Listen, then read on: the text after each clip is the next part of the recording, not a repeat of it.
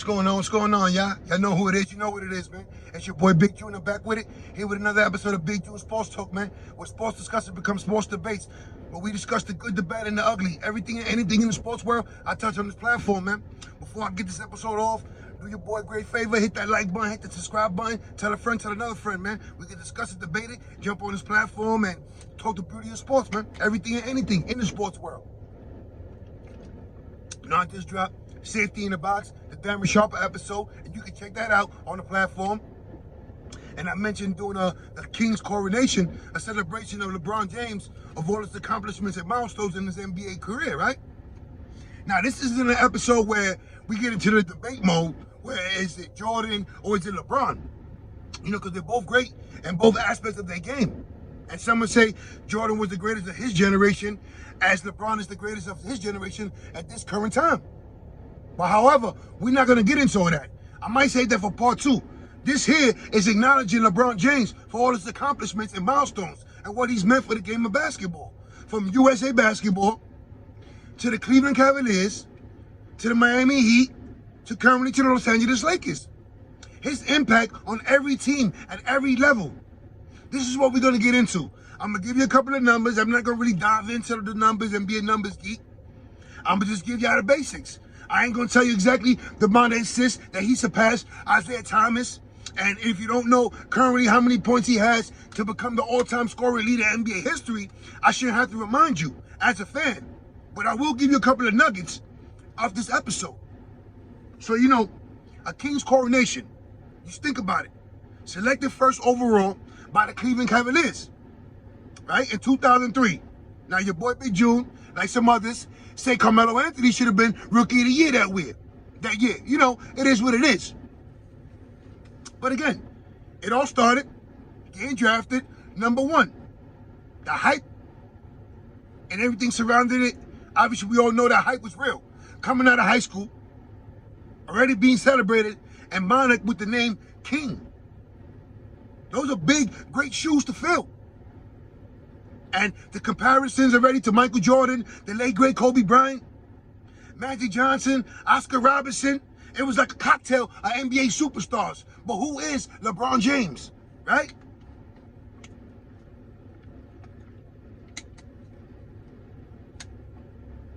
Like I said, let me just give you a quick rundown on some of the stuff, right? Born December 30th, 1984. 4 NBA championships. 10 finals appearances, 4-time NBA MVP, 3-time All-Star MVP, 4-time NBA Finals MVP, 19-time All-Star, 18-time All-NBA, including 13 first all-time selections. NBA Rookie of the Year 2004, like I just mentioned. Shout out to Carmelo for getting robbed. NBA 75th anniversary team. 3-time Sports Illustrated Sportsman of the Year Award, 2012, 2016, 2020. All-time NBA scoring leader, like I just mentioned. 8th all-time in assists, just surpassing Isaiah Thomas. He's currently behind Chris Paul, so he might not surpass Chris Paul when it's all said and done. But look at the names that he surpassed. 2 Hall of Famers, 2 of the greatest at their current position. Right? Isaiah Thomas at the point guard position. And you had Kareem Abdul-Jabbar, arguably one of the greatest big men to ever step foot on the NBA court. Right? You mix both of them up, and there you have it. You get yourself a LeBron James, a 6'8", freak of nature, athletic, explosive as anyone ever seen.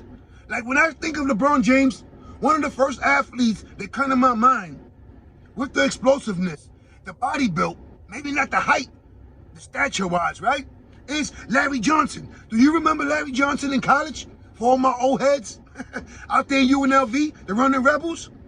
When he took the NBA by storm, being drafted by the Charlotte Hornets with the nickname Grandmama, Converse commercials and all that, shattering rim dunks. Yeah, so that's one of the first basketball players that comes to my mind. And then you got to sprinkle in Oscar Robertson, the complete Mr. Triple-Double himself, right?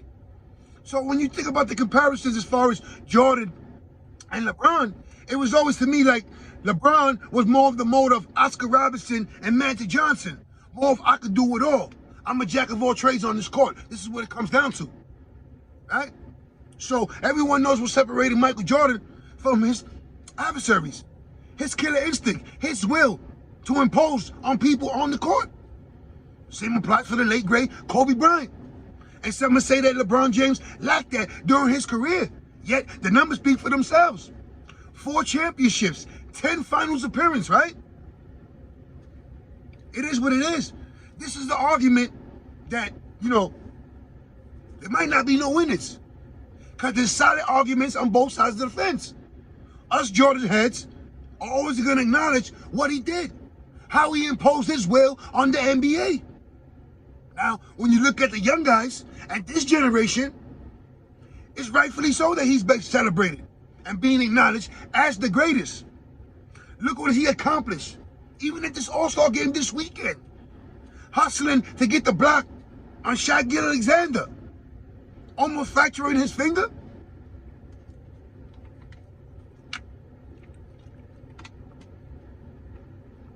So now,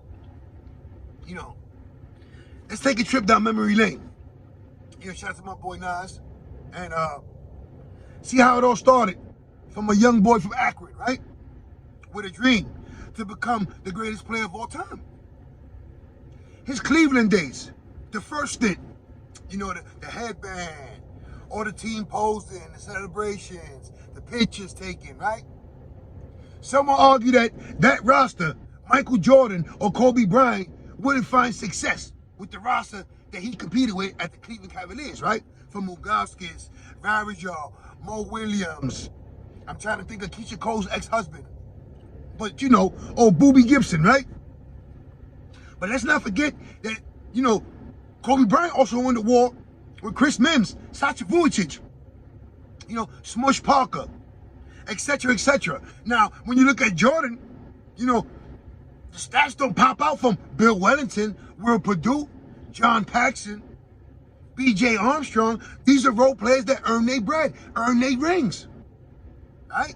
These are some guys that, the glue guys that keep teams together, that keep teams going, right? So, okay. But the impact was made immediately, right?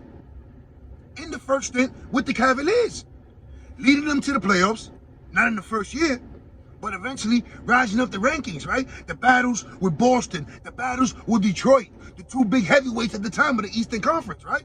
The coming of age. Just like every other superstar, he faced obstacles reaching the top, reaching that level.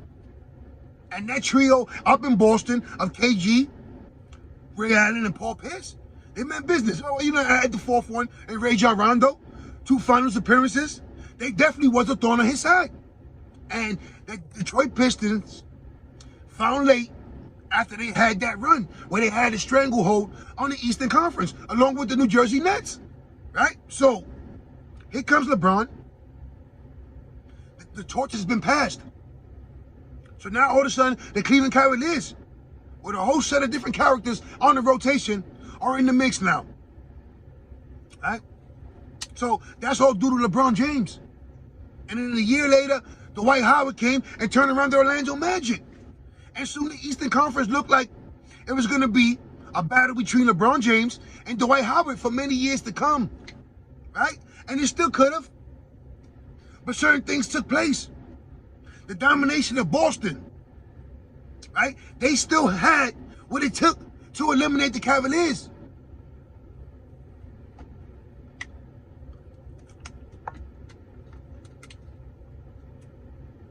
So, to me, your boy Big June, this was like a turning point for me as far as his career, right?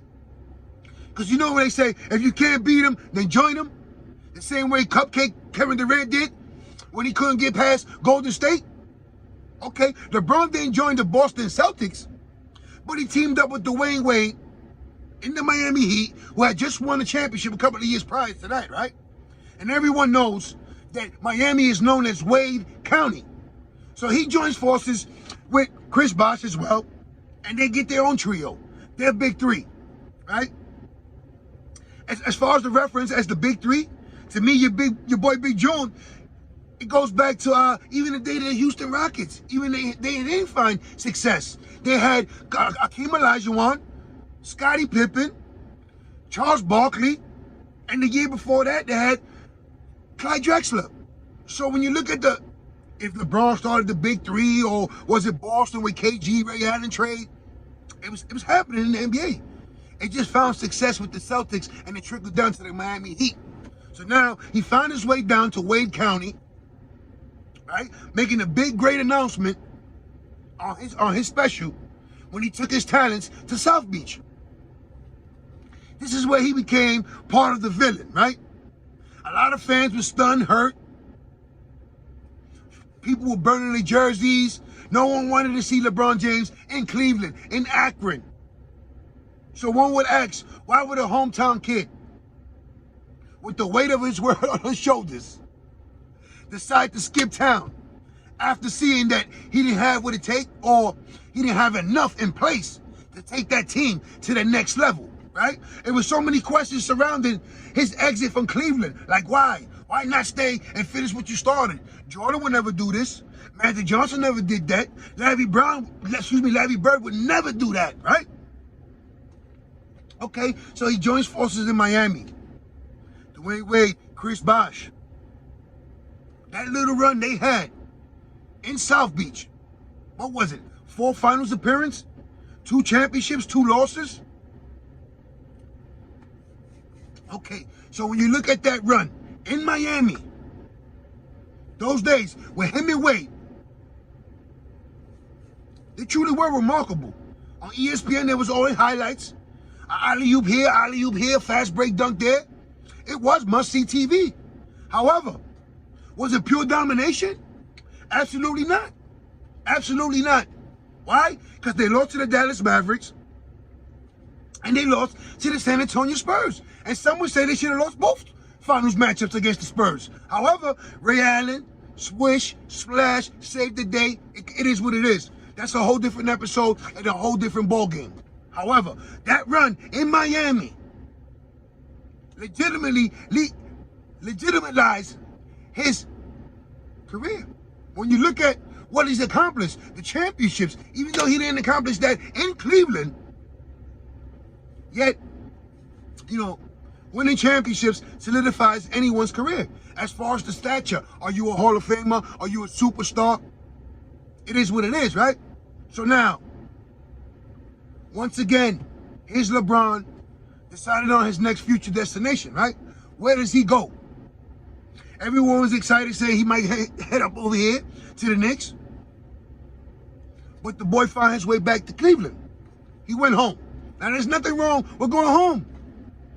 And the streets say LeBron can't go back home. You know when he found that? When he was back home with a young boy on the rise in Kyrie Irving. So they add another superstar into the equation, Kevin Love, a couple of little pieces here and there like they did in Miami. Now all of a sudden, here's Cleveland with a big 3 of their own.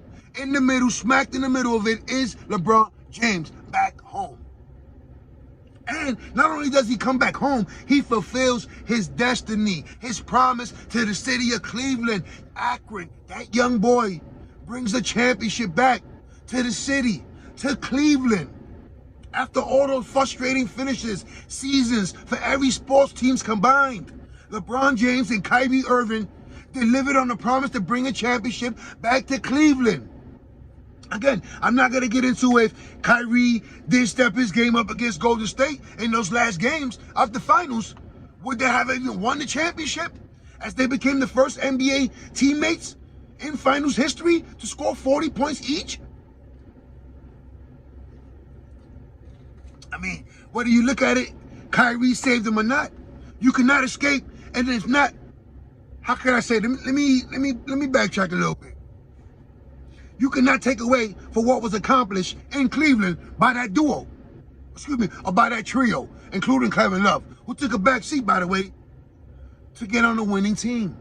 Same applied for Chris Bosh. They were both the mans in their respective teams, right? Out in Toronto and out in Minnesota, scoring at a rapid pace, doing basically what they wanted to do on that court. They took a step back in order to become a championship winning team, to become a team player, right? Out with the Miami Heat and the Cleveland Cavaliers, and they found success with LeBron James leading the way.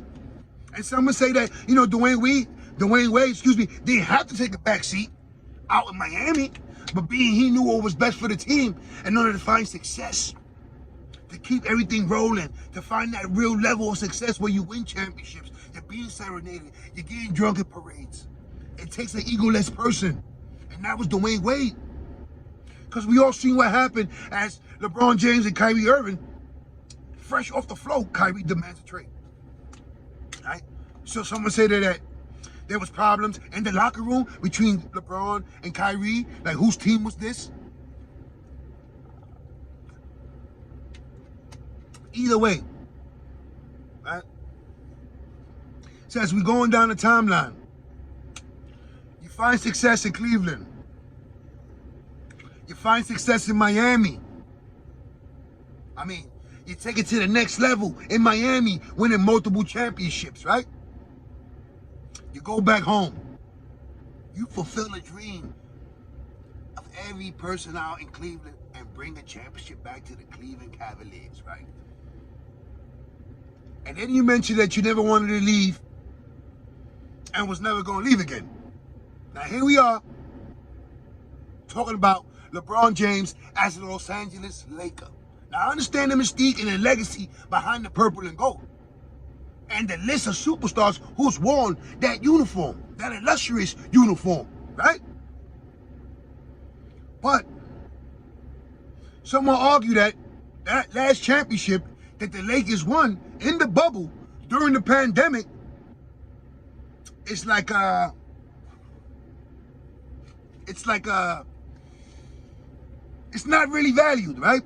I'm not gonna put the parentheses or hyping in it, but a championship is a championship. Yes, there was no fans in the audience. Yes, they played in a neutral site where there was really no traveling and no home field advantage.